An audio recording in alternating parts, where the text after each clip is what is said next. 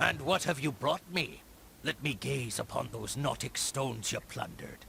I see a Mundana, an Oceana crystal, and an Atala, Rasatala, and Mahatala stone. Perfect! These enchanted stones and crystals will help us navigate. Head to the Driftwood docks and look for the ancient stone pier that lies just beyond. Sound a call on the mustering horn, and then drop the diving bell you made into the tide. That should bring the great beast up. Look for me there. This plan is disquieting, yet I can see no other path for you to take. I pray the celestial powers will keep you safe.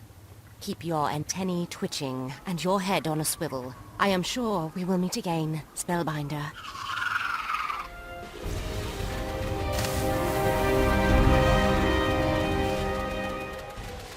You ready the mustering horn and take the deepest breath you can before giving it your all. The call warps and twists in the wind. It echoes off the rocky cliffs behind you and soars over the waves. And then you feel an answering roar from the depths below that thrums in your bones. You see a great shape slicing through the dark depths. You drop the diving bell in and hope the magic works.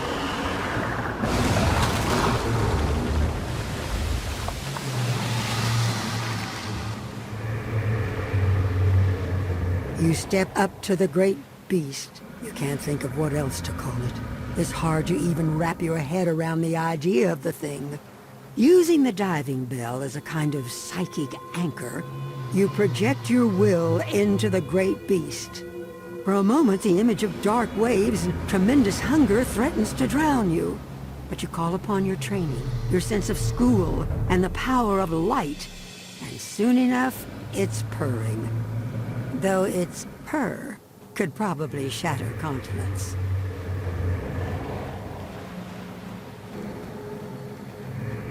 With sloping scales and dripping maw, as who pursued with yell and blow still treads the shadow of his foe, and forward bends his head.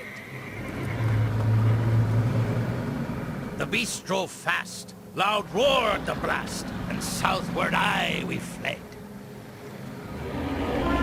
The Starfall Sea awaits. Shall we board our formidable craft and get underway? Climb upon the great beast and enter the diving bell. You'll need to focus on the dying star stone to guide us safely to our destination.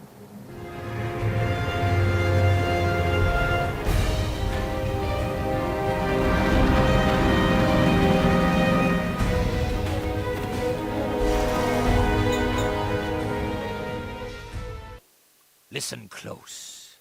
Despite the great beast's strength, anything could go wrong and leave us drowning at the bottom of the waves. Or swimming in the middle of the Starfall Sea, waiting for something to snap us up. Now, place the dying star stone on the pedestal to activate it.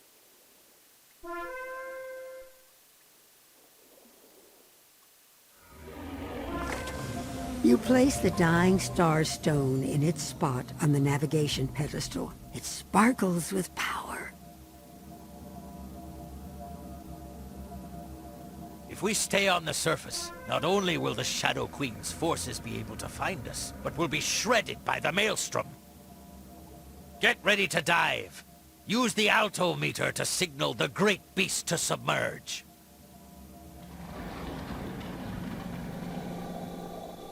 You touch the altimeter and imagine yourself going down, down, down into the deep.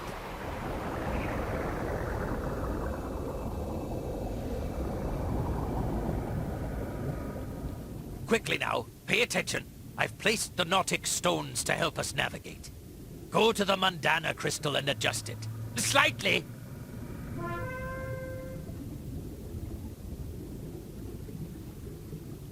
You adjust the Mundana crystal as best you can, under the captain's rapid-fire commands.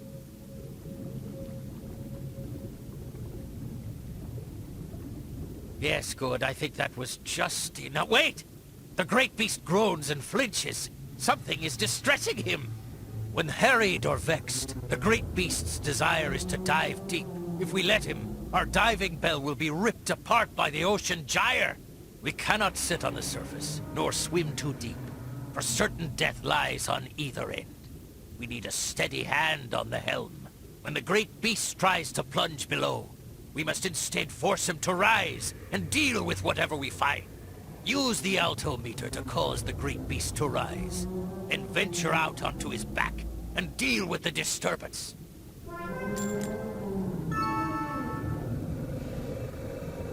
You touch the altimeter and force the great beast to rise. You hear a thundering snarl of protest, but he obeys.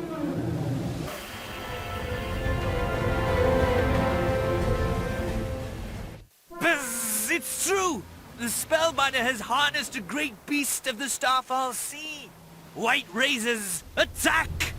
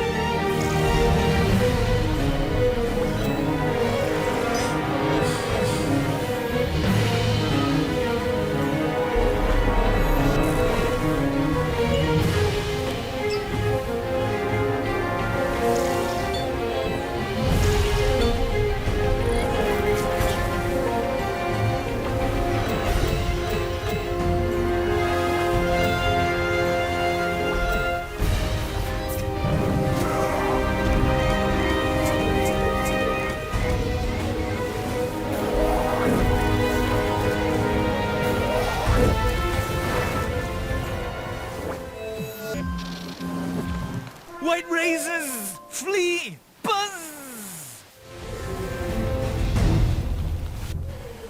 White Razors, aye.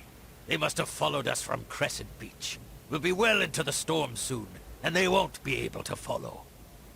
Of course, we'll have bigger problems then. Use the altimeter to convince the great beast to submerge again. We don't want to batter the diving bell more than we have to.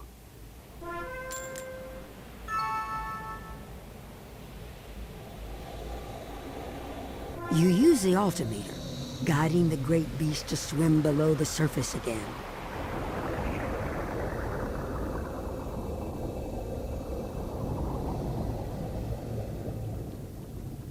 I need you to check the Oceana Crystal. It keeps the diving bell safe. And also examine the Atala Stone. It measures the great beast's fear and passions.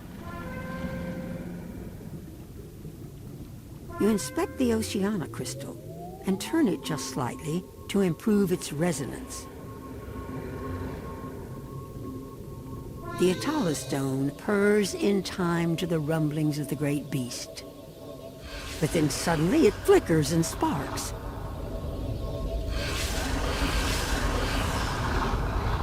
Blast and tarnation! Something in the water is bothering the beast, nipping at his fins. Rise up! Use the altimeter and break the surface. Let's draw these bedeviling vermin up with us, where we can deal with them proper. You guide the great beast into a swift rise with the altimeter. It's a thrill to have such power under your command. Once again, the path outside is open. Time to chase off the vermin.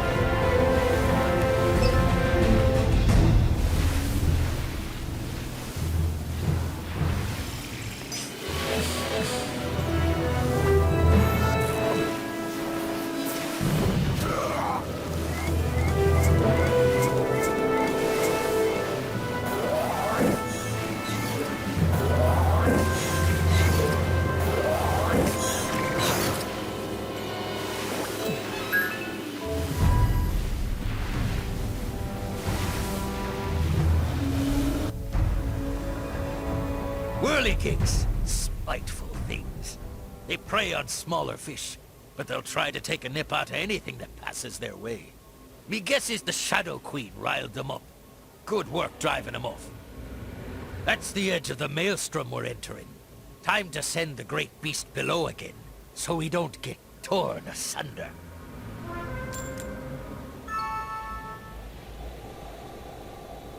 Through the altimeter, you can sense how violent the storm is getting. It takes much more effort to guide the great beast this time.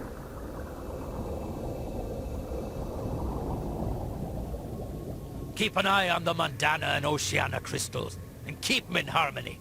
And don't take your eyes off the Rasatala stone, nor the Mahatala stone, else the great beast may decide to devour us himself.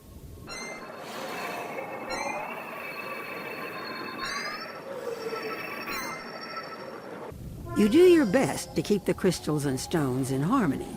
It takes a great deal of concentration and precise measurements. All of a sudden, all of the crystals and stones start a cacophonous ringing.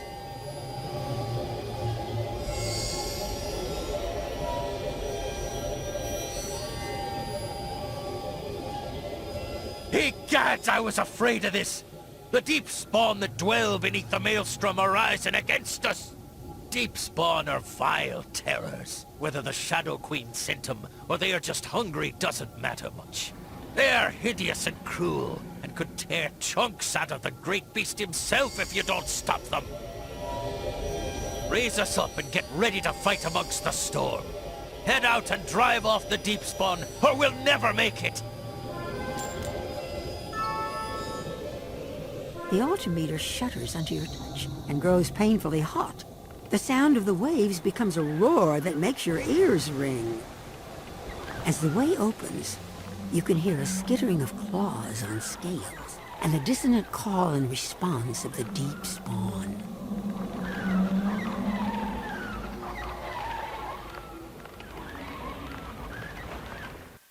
Vertengruи Mugel Nath, Morgans Shog Wakra Nagel Versagen!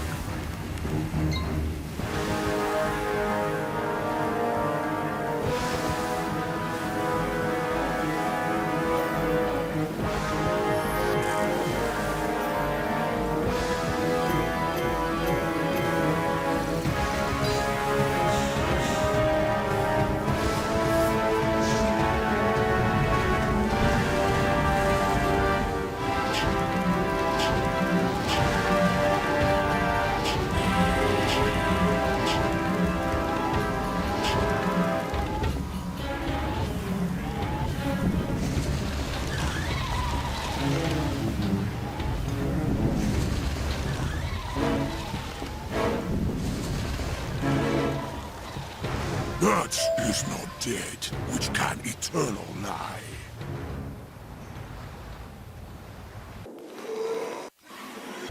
When the deep spawn stirred, I thought for sure you were done for. I guess something is looking out for you, wizard.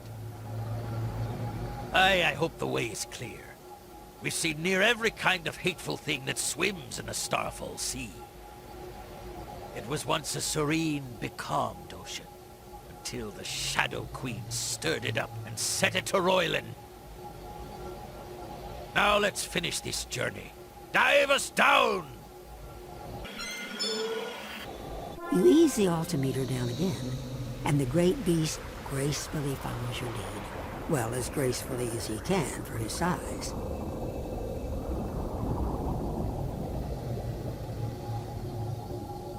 It's time for you to use the Dying Starstone to guide us through the worst part of the Maelstrom. We'll be fine, if you don't mess it up. In which case we'll all be jetsam soon enough. You focus your will to a razor-sharp point, and use that to read the mystical aura of the Dying Starstone. It pulls and spins, threatening to drag you into the Maelstrom, but you stay calm, and soon find yourself where you need to be.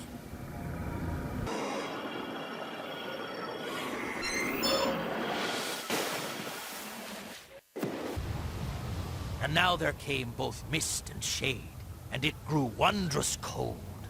And shadows dark came floating by, as black as charcoal. The fair breeze blew, the white foam flew, the furrow followed free. We were the first that ever burst into that silent sea. Welcome to this star-blasted and shadow-cursed isle. Wizard, we may be the only living things to step upon this rubble in ages.